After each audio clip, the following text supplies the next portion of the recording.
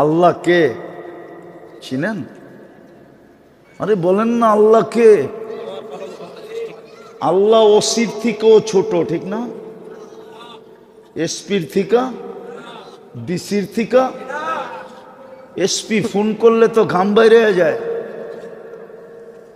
OC phone করলে তো লঙ্গি খুলা যায়। কিন্তু 5 বেলা তো আল্লাহ ডাকে। কিন্তু 90% মুসলমান তো নামাজ পড়ে না, 90% দোকানদার তো নামাজ পড়ে না। অথচ দোকানদারদের কাছে তো গ্যারান্টি কার্ড ছিল, যেই কার্ডটা এই বাংলাদেশে কারো কাছে নাই। দোকানদারদের কাছে একটা গ্যারান্টি কার্ড ছিল। আমি হাদিস দিতেছি, ইয়াহশুরু মান নাবিয়্যিন ওয়াস সিদ্দিকিন ওয়াস শুহাদা। কিয়ামতের দিন এই ব্যবসায়ীরা নবীদের কাঁধে কাঁধ মিলায়া কিয়ামতের মাঠে উঠতে পারত। এই গ্যারান্টি কার্ড তো এই ব্যবসায়ীদের কাছে ছিল না? ছিল না? কি হুজুর ভুল বলতেছি? হ্যাঁ, আত্তাজিরু সাদুকুল আমিন। বাজারে বৈশা যদি আল্লাহর হুকুমকে পুরা করত, সততার সাথে যদি ব্যবসা করত, আর যদি বাজারে বৈশা আল্লাহর হুকুমটাকে পুরা করত, আজান দিতে দেরি, দোকানে জায়নামাজ বিছাইতে দেরি করে নাই।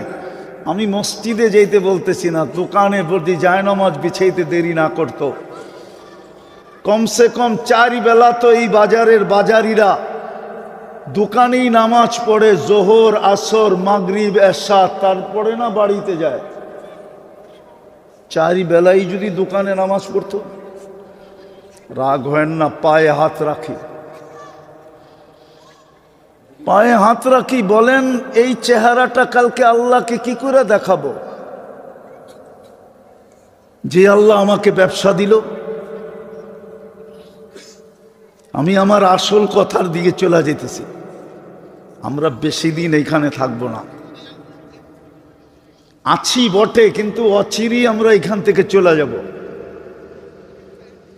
কিন্তু আমার প্রশ্ন হলো এই বাজারিদের কাছে, বাজার কমিটি আর মসজিদ কমিটি আর এই লোকদের কাছে, যুবকদের কাছে আমার প্রশ্ন, বলো যুবক, কালকে যে চলে যাব প্রস্তুতি কতটুকু?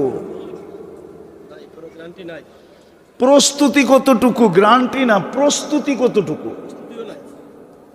কালকে যে আমি চলে যাব, কেননা যাওয়ার জন্য তো কোনো বয়স নির্ধারিত নাই, যাওয়ার জন্য তো কোনো সময়ও নির্ধারিত নাই।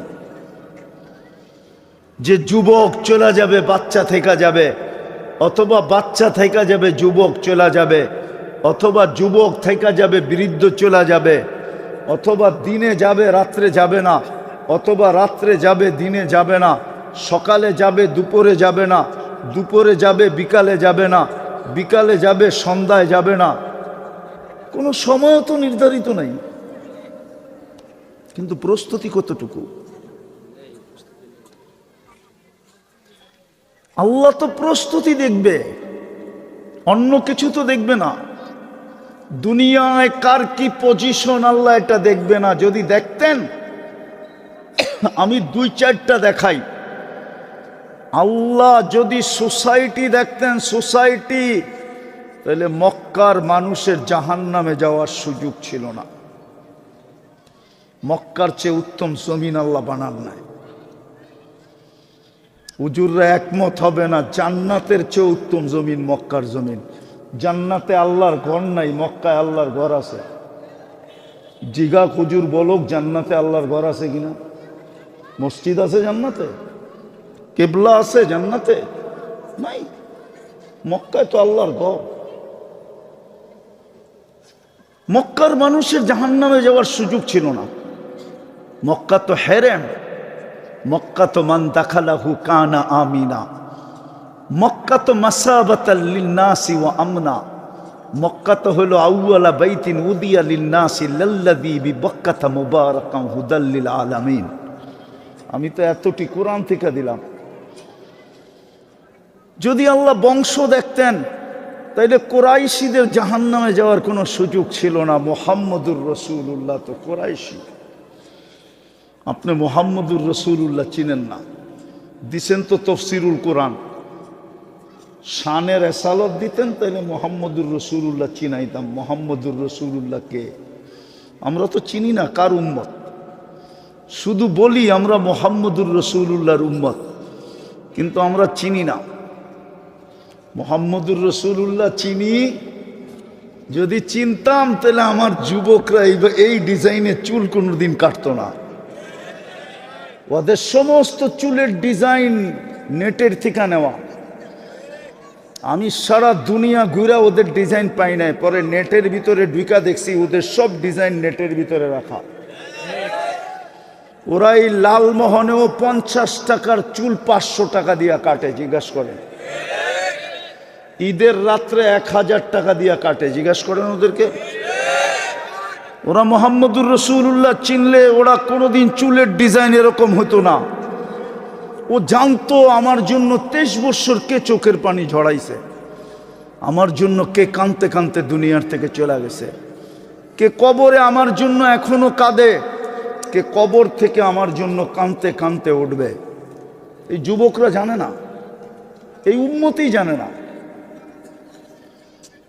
আপনার জন্য কবর থেকে কাঁদতে কাঁদতে কে উঠবে আপনারা জানেন না। ওলামারা পর্যন্ত মানতে চায় না, আপনারা কোত্থেকে মানবেন? মুহাম্মদুর রাসূলুল্লাহ কবর থেকে কাঁদতে কাঁদতে উঠবে। আমি লিখি না, আবুল সামরকান্দি রহমতুল্লাহ আলাইহি লেখছেন, কাঁদতে কাঁদতে উঠবেন, আওয়াজ না, আওয়াজ না, কাঁদতে কাঁদতে উঠবেন। ওয়াহুয়া ইয়াবকি ওয়া ইয়াকুল জিবরিল আইনা উম্মতি, আমার উম্মত কই, মাঠ তো খালি, যে আমাদের জন্য কাঁদতে কাঁদতে উঠবেন। ১৬ লক্ষ নবীরা পর্যন্ত কিয়ামতের মাঠে চিৎকার দিবে, নাফসি নাফসি। জিবরিল পর্যন্ত মাটিতে পড়ে চিৎকার দিবে, সাল্লিম সাল্লিম। লিআন্না রাব গাযিবা লাম ইয়াগযাব ক্বাবলু ওয়া লাম ইয়াগযাব বা'দু। কিয়ামতের দিন আল্লাহ এরকম নারাজ হবেন, রাগ হবেন, এর পূর্বে কখনো হন না, এর পরে আর কখনো হবেন না।